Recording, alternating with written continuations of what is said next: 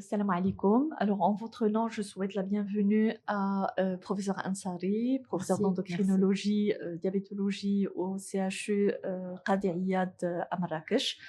Alors, professeur, je vous remercie pour votre Merci. présence avec nous. Merci, Je vous docteur remercie Marrakech. pour votre présentation au Merci. sein de notre congrès national de la Merci. Smédian. Alors, vous avez bien traité l'obésité, de la diversité des profils à la médecine de précision. Tout à Alors, fait. vous avez bien démontré que actuellement, on ne peut plus réduire la définition de l'obésité à un chiffre d'IMC. Alors, comment vous pouvez définir l'obésité en 2025?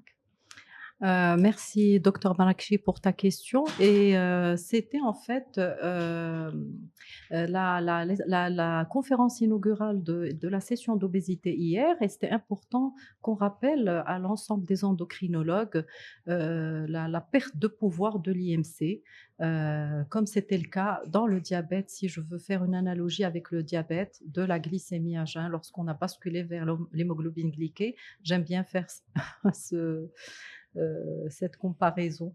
L'IMC est réduit à définir uniquement la sévérité de l'obésité.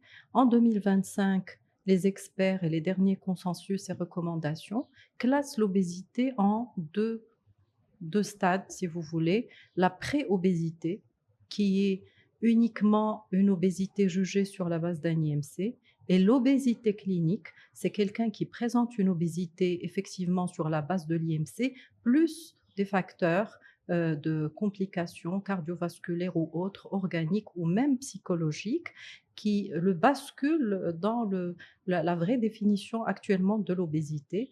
Et c'est comme ça que l'IMC va devenir juste un des éléments pour définir la personne qui souffre d'obésité. Et sur la base de ce changement de regard et de changement de vision, on va apporter justement une médecine personnalisée et une prise en charge et des outils thérapeutiques personnalisés selon chaque cas. Alors, effectivement, est-ce que actuellement vous trouvez que la médecine de précision va prendre une place très importante dans la prise en charge de l'obésité? La médecine de précision est en train de se développer dans pas mal de domaines.